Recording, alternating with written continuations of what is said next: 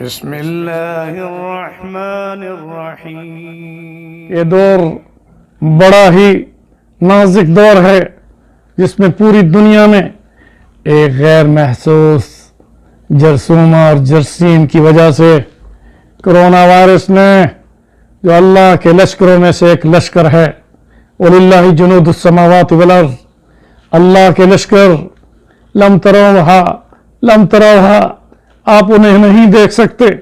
رب ذوالجلال نے ان لشکروں میں ہوا کو بھی لشکر بنایا، ان لشکروں میں پانی بھی اس کا لشکر ہے، ان لشکروں میں اللہ تعالیٰ نے بڑے بڑے اپنے جنود، اپنے لشکر بنائے، مگر یہ غیر محسوس جراثیم، کرونا وائرس کا یہ لشکر، یہ اللہ تعالیٰ کی وحدانیت، اس کی کبریائی، اس کی جلال و عظمت اور اس کے اقتدار اعلیٰ اور حاکمیت اعلیٰ اور اس کے مالک الملک ہونے کا ایک ثبوت ہے کہ پوری کائنات کی ٹیکنالوجی، پوری کائنات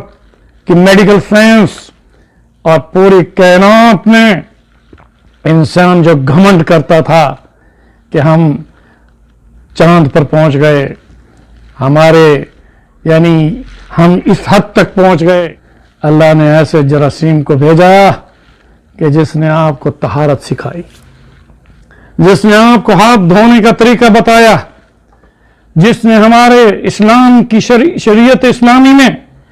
وضو کو ایک اتھینٹک، ایک ایسا 5 وقت نماز کے ساتھ وضو کا وہ جو طریقہ رسول اکرم صلی اللہ علیہ وسلم بتا کر گئے، اس طریقے کو آج میڈیکل سائنس اس غیر محسوس جراثیم سے بچنے کا ایک بہت بڑا ذریعہ سمجھتی ہے۔ اپروڈ ہو گیا کہ وہ غیر محسوس اللہ کا لشکر جس کا تم مقابلہ نہیں کر سکتے، رجوع اللہ کی ضرورت ہے، توبہ کرنے کی ضرورت ہے۔ آج کثرت اموات ہو رہی ہیں، میں کیسے بتاؤں، پوری دنیا میں جنازے اٹھ رہے ہیں، ہزاروں کی تعداد میں لوگ مختلف ملکوں میں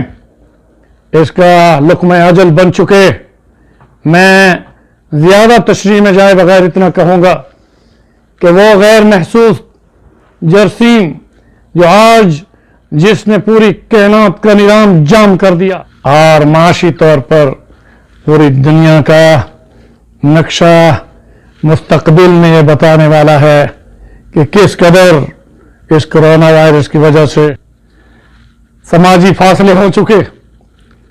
لوگ گھروں کے اندر محصور ہو گئے، کہیں لاک ڈاؤن، کہیں کرفیو، اور اللہ تعالیٰ یہ بتانا چاہتے ہیں کہ دنیا کے انسانوں، میری طرف رجوع اللہ کے ساتھ اپنے گناہوں کی توبہ کر لو۔ مگر افسوس، بڑا افسوس کہ اتنی بڑی آزمائش، اتنی بڑی پکڑ، اتنی بڑی وبا جس نے کائنات کو اللہ تعالیٰ نے بتا دیا کہ اب بتاؤ کہ کس کی حکومت ہے، اور اللہ تعالیٰ نے اس کرونا وائرس کو ایک خوف اور ہراس کے ذریعے سے وَلَنَبْلُوَنَّكُمْ بِشَيْءٍ مِنَ الْخَوْفِ وَالْجُوعِ وَنَقْصٍ مِنَ الْأَمْوَالِ وَالْأَنفُسِ وَالثَّمَرَاتِ، اللہ آزما رہے ہیں خوف کے ساتھ، بھوک کے ساتھ، مال کے نقصان کے ساتھ، جانی نقصان کے ساتھ، اس غیر محسوس جراثیم کے ذریعے سے اللہ تعالیٰ نے خوف و ہراس پوری دنیا میں پیدا کر دیا ہے۔ مگر افسوس ان لوگوں پر کہ جو اس دور میں، فتنوں کے اس دور میں، وبا کے اس دور میں بھی رجوع اللہ نہیں کر رہے، اپنے گناہوں کی توبہ نہیں کر رہے، اللہ تعالیٰ کو راضی کرنے کے لیے آوازاری نہیں کر رہے۔ ان لوگوں سے پوچھو جن کے گھروں میں جنازے اٹھ رہے ہیں، ان لوگوں سے پوچھو کہ جن کے خاندان لقمہ اجل بن رہے ہیں، اور پھر ایسی موت جس میں اگر کرونا وائرس کا شکار کوئی بندہ فوت ہو جاتا ہے تو غسل، کفن، اس کا جنازہ، اس کا دفنانا بہت کم لوگوں کو نصیب ہے۔ وہ بھی ایک آزمائش ہے۔ رب ذوالجلال سے دعا ہے کہ رب کریم ہم سب کو اس موجودہ حالات میں کورونا وائرس کے شر سے نجات عطا فرمائے پوری انسانیت کو اور ہم سب کو خوشحال خوشگوار زندگی گزارنے کے لیے رب ذوالجلال دنیا بھر میں جتنے مسلمان دنیا بھر میں جتنی اموات ہوئی ہیں کثرت اموات جن میں مشائخ ہیں جن میں علماء ہیں جن میں پیران عظام ہیں جن میں ڈاکٹرز ہیں جن میں ہمارے بزرگ ہیں مختلف ہر طبقے سے رہنے والے مسلمانوں کی کثیر تعداد مسلمین مسلمات مومنین مومنات بہت سارے موت کا شکار ہو چکے کوئی ہارٹ اٹیک سے کوئی خوف سے کوئی بیماریوں سے کوئی کرونا وائرس سے کوئی طبی موت کے ساتھ مگر موت کا گراف ان دنوں میں ان حالیہ ایام میں ان حالیہ مہینوں میں اتنی کثرت کے ساتھ ہوا ہے کہ ہمیں رب ذوالجلال اس طرف دعوت دے رہے ہیں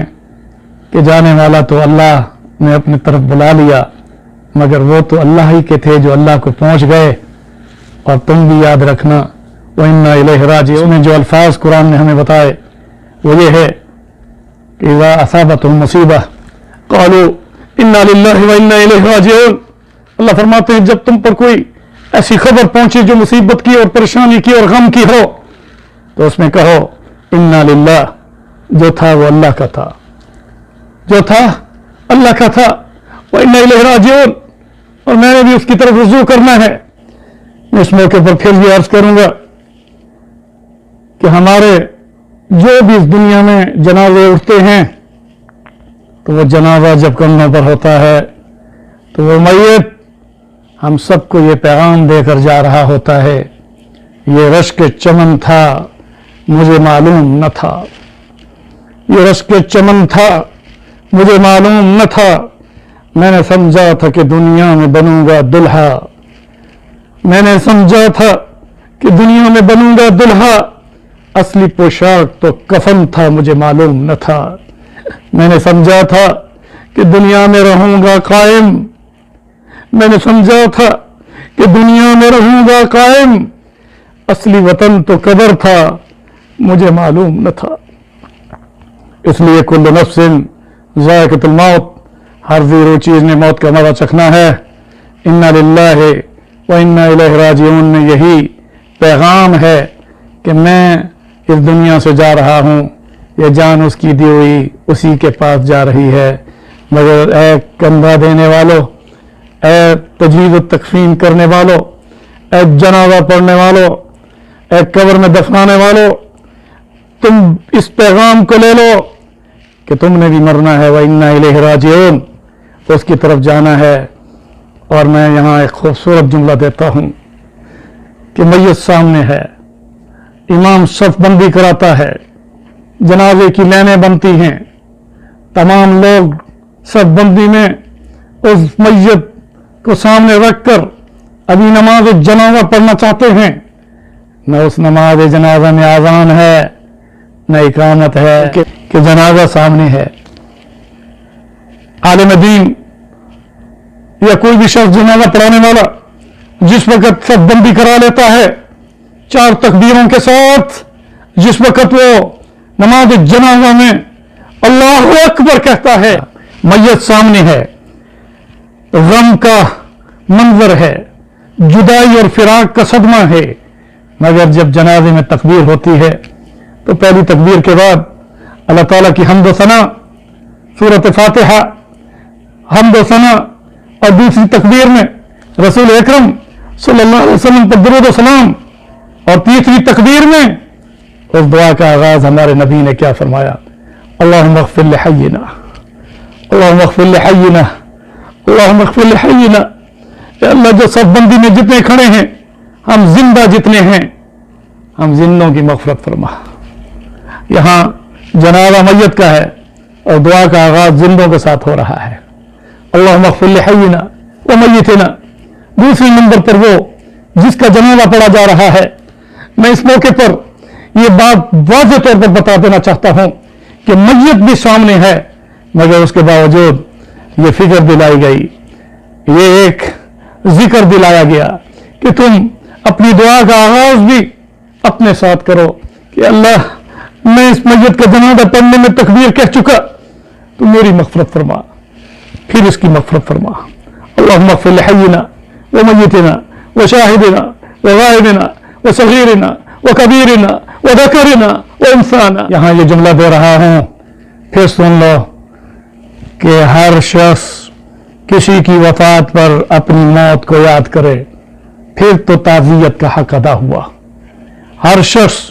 کسی کی وفات پر جنازہ جب پڑھے تو پہلے اپنی مغفرت کا سوال کرتے ہوئے میت کی مغفرت کا سوال کرے۔ یہ ہمارے نبی کا ایک اسوہ ہے، نمونہ ہے۔ اور میں اس موقع پر پھر کہوں گا، اپنی موت کو مت بھولنا، اپنی موت کو مت بھولنا۔ میرے دوستو،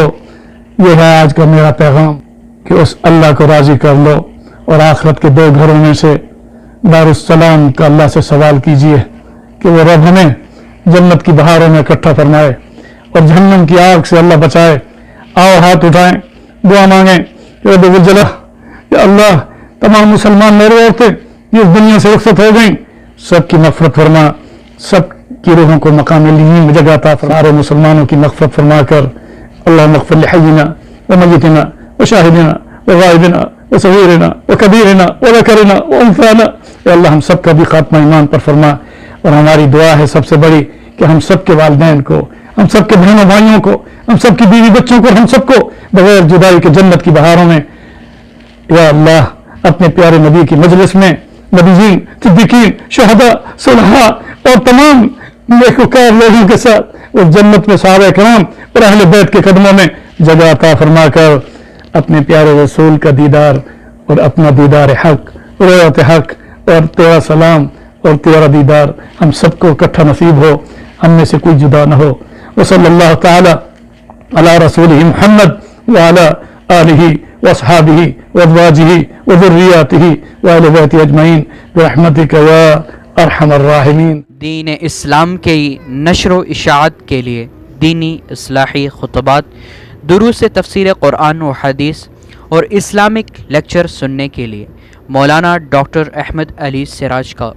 آفیشیل چینل سبسکرائب کریں اور بیل آئیکن کو دبائیں۔ جزاکم اللہ۔